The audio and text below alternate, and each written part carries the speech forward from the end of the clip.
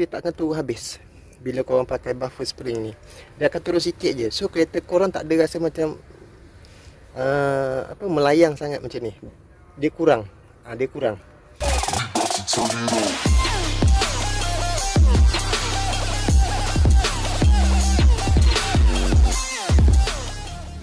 Okay guys, Assalamualaikum. Welcome back to my channel. Okay, hari ni saya nak bahas ataupun nak bagi tip ataupun nak bagi pencerahan tentang buffer spring. Ni buffer spring ni. Maaf gelap sikit sebab ni dah gelap. Jadi kita gelap sikit gitu. Okay, saya nak bagi sikit ilmu yang saya tahu tentang kegunaan buffer spring yang sebenar. Buffer spring ni kegunaan dia apa? Okey, kegunaan dia untuk letakkan dekat celah spring. Antara gelong ke gelong ni kita letak dekat celah ni. Letak kat celah ni sebab dia kat sini dia ada longkang atas dan bawah. Nampak? Longkang ni memang masuk dalam spring. Lepas tu lubang ni untuk kita ikat kabel tight ke apa ke kan. Jadi dia tak dah bergerak-gerak. Okey, satu saya nak bagi tahu, fungsi buffer spring ni bukan untuk keraskan spring. Bukan. Memang bukan. Okey, fungsi dia apa? Fungsi dia untuk bump stop. Bump stop ni contohnya kita pasang dia kat sini, kat celah yang tengah ni. So bila dia bumping, yang gerak atas dan bawah, yang kat sini dia gerak tapi dia tak kuat. Sebab dia dah ditahan oleh buffer spring ni lah. Dia duduk macam tu kan. Jadi bila bumping, yang ada buffer ni springnya tak gerak. Dia paling tidak pun dia sikit je. So bermakna kereta korang tu dia bump, dia stop awal. Kalau sebelum korang pasang, dia akan jauh dia punya bump ni kan. Dia bump jauh. So bila korang pasang buffer spring ni, dia akan bump dia sikit je. Kalau contoh korang letak dua, kalau spring korang panjang lah, boleh letak dua, satu kat bawah, satu kat atas. So dia lagi singkat lah dia punya bump tu. Dia tak jauh. Jadi bolehlah digunakan untuk korang yang kereta tayar sangkut kat fender. Bolehlah guna benda ni. Dia membantulah, bukan kata 100% kalau sangkut tu tiba-tiba pakai benda ni terus tak sangkut terus ni. Dia tengok keadaan juga. Kejap lagi saya tunjukkan cara dia berfungsi lah bila dah pakai. Okey, benda ni bukan original kereta, dia aftermarketnya barang. Macam pada saya ni jenama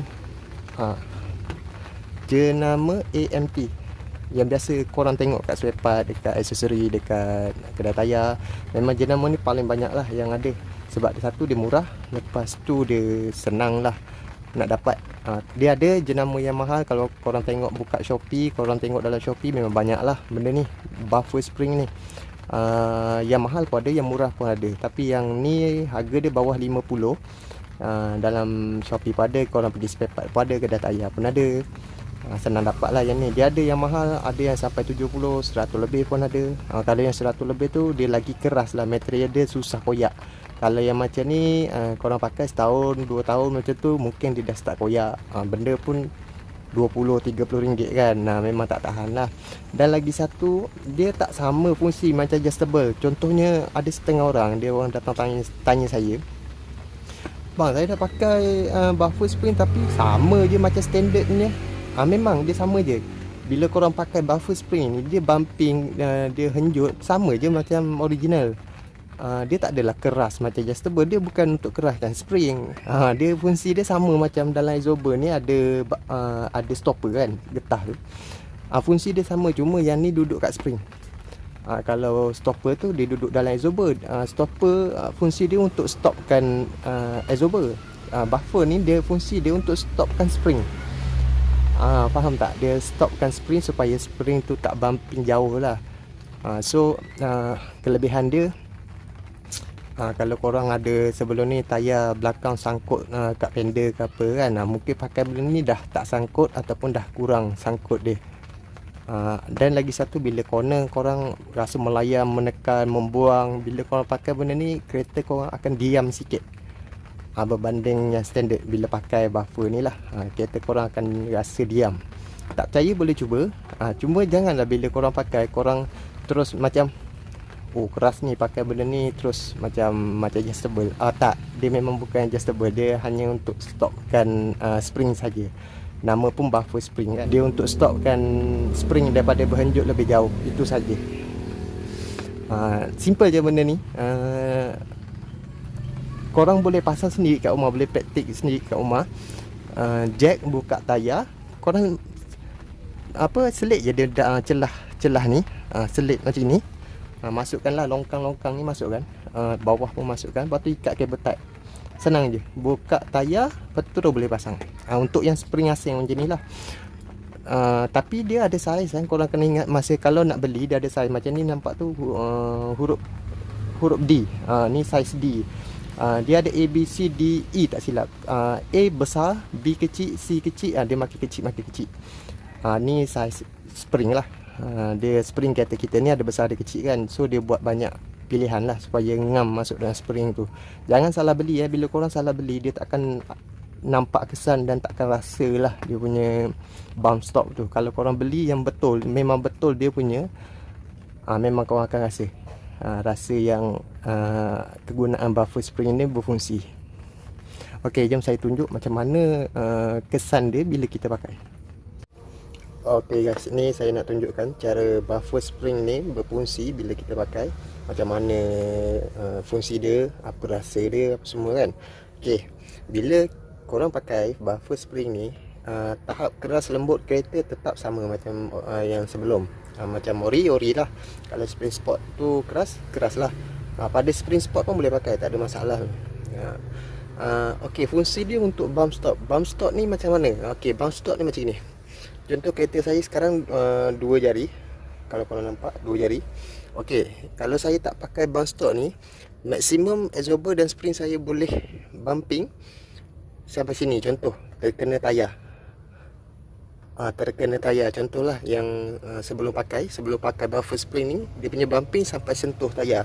Okey, bila kita pakai buffer spring ni, dia automatik akan kurang sikit hanjutan dia. Kalau daripada sini dia akan bumping sampai sini je. Dia tak sentuh tayar. Dia tak sempat nak kena tayar. Bermakna dia singkat sikit lah, bumping dia singkat. Tapi tahap lembut keras dia tetap sama. Dia tetap sama, dia tak ada beza pun. Lagi satu, bila kita pakai corner tu mesti ada kesan lah.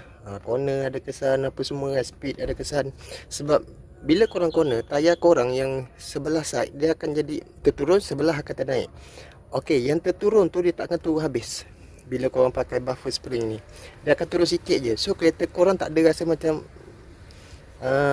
melayang sangat macam ni. Dia kurang. Bila pakai buffer spring ni lah.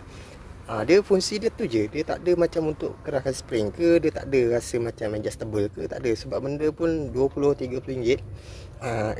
Logik kita fikirlah, kalau RM20-30 nak rasa macam adjustable yang RM2,000, tak mungkin lah. Jadi kalau nak pakai tak ada masalah. Dia ada kegunaan dia. Bukan kata tak ada guna langsung benda ni, pakai membuang duit, tak. Dia kegunaan dia tu untuk bump stop. Dia bukan untuk keraskan spring ke apa ke, untuk ni. Kalau kereta korang ada sangkut tayar, contoh tengok dulu sangkut dia kat mana. Kan kalau sangkut tayar kita boleh nampak kesan pada bunga tayar ni kan.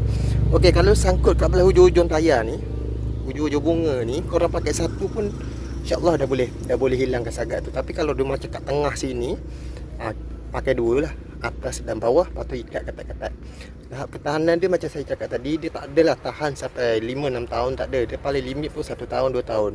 Sebab benda pun murah, so kita boleh repeat lah. Nak beli lagi tu tak ada masalah lah. Gitu. Kalau korang yang jenis sayang spring standard, nak rasa standard tapi tak bumpy, tak nak sangkut, pakai benda ni. Kalau contoh macam saya cakap tadi, kereta saya 2 jari. Sebelumnya dia sangkut, dia bumpy kena tayar, dia sangkut tayar. Kalau dah pakai buffer spring ni, dia tak sampai ke tayar. Dia itu je beza dia. Dia bukan untuk keraskan spring.